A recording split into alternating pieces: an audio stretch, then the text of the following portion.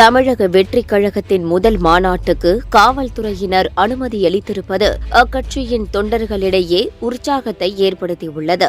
ஆனாலும் அயன் படத்தில் இடம்பெற்ற லட்டுல வச்சேன்னு நினைச்சியா, நட்டுல வச்சேன் என்ற வசனத்திற்கேற்ப 17 நிபந்தனைகளையும் கட்டாயம் கடைபிடிக்க வேண்டும் என்றுள்ளது காவல்துறை. என்னென்ன நிபந்தனைகள், தமிழக வெற்றிக் கழகத்தில் என்ன நடக்கிறது என்பதை விரிவாக பார்க்கலாம். தமிழக அரசியல் களத்தில் பல கட்சிகள் இருந்தாலும் திமுக கூட்டணி, அதிமுக கூட்டணி, பாஜக கூட்டணி மற்றும் நாதக என தேர்தலில் 4 முனை போட்டிதான் நிலவி வந்தது.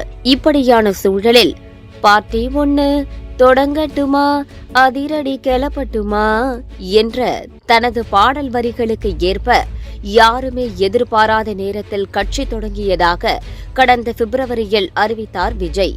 அது முதல் உறுப்பினர் சேர்க்கை, நிர்வாகிகள் நியமனம், மாவட்ட அளவில் கட்சியை வலுப்படுத்துவது, கொடிக்கான பாடல் என்று அதிரடி காட்டி வந்தார்.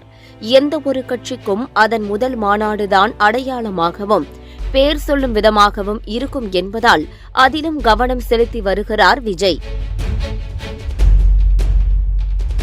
அப்படி இந்த மாதத்திலேயே மாநாடு நடத்த திட்டமிட்ட நிலையில் காவல்துறை அனுமதியில் தாமதம் உள்ளிட்ட காரணங்களால் தள்ளி போனது மாநாடு.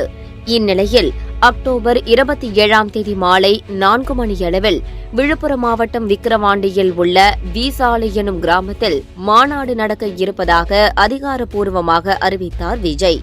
முந்தைய மாநாட்டுக்கு அனுமதி கேட்டபோது காவல்துறையினர் 33 நிபந்தனைகளுடன் அனுமதி கொடுத்தனர். தேதி மாற்றப்பட்டதால் மீண்டும் காவல்துறையினரிடம் மனு கொடுத்தார் கட்சியின் பொதுச் செயலாளர் என். ஆனந்த். கடந்த 21ஆம் தேதியன்று விழுப்புரம் எஸ்பி அலுவலகத்திற்கு சென்ற ஆனந்த் ஏடிஎஸ்பி திருமாலிடம் மனு அளித்திருந்தார். ஏற்கனவே 33 நிபந்தனைகள் விதிக்கப்பட்டிருந்ததில் சில தளர்வுகள் அளிக்க வேண்டும் எனவும் அவர் கேட்டுக் கொண்டார்.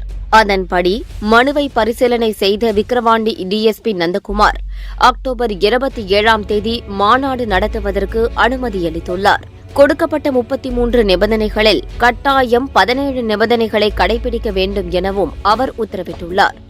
அதன்படி மாநாடு நடைபெறும் நாள் அன்று போக்குவரத்திற்கு இடையூறு ஏற்படுத்தக்கூடாது, வாகனங்கள் பார்க்கிங் செய்ய அனுமதிக்கப்பட்ட இடத்தில் மட்டுமே நிறுத்த வேண்டும், சாலைகளின் ஓரத்தில் போக்குவரத்திற்கு இடையூறாக நிறுத்தக்கூடாது, கர்ப்பிணி பெண்கள், முதியவர்களுக்கு தடுப்புடன் கூடிய இருக்கை வசதிகள் கட்டாயம் இருக்க வேண்டும், மருத்துவ வசதியுடன் ஆம்புலன்ஸ், தீயணைப்பு வாகனங்கள் மாநாட்டு திடலில் நிறுத்த வேண்டும், குடிநீர் வசதி, கழிவறை வசதி, உணவு சுகாதாரமான முறையில் வழங்க வேண்டும், பேனர், வளைவுகள் தேசிய நெடுஞ்சாலைகளில் போக்குவரத்திற்கு இடையூறாக வைக்கக்கூடாது, முக்கிய தலைவர் விஜய் மாநாட்டிற்கு வரக்கூடிய வழிகளில் தடுப்புகள் அமைத்திருக்க வேண்டும், மாநாட்டு திடலில் LED திரைகள், சிசிடிவி கண்காணிப்பு கேமராக்கள், திறந்தவெளி கிணறுகள் மூடப்பட்டிருக்க வேண்டும் உள்ளிட்ட 17 நிபந்தனைகளை கட்டாயம் கடைபிடிக்க உத்தரவிட்டுள்ளார்.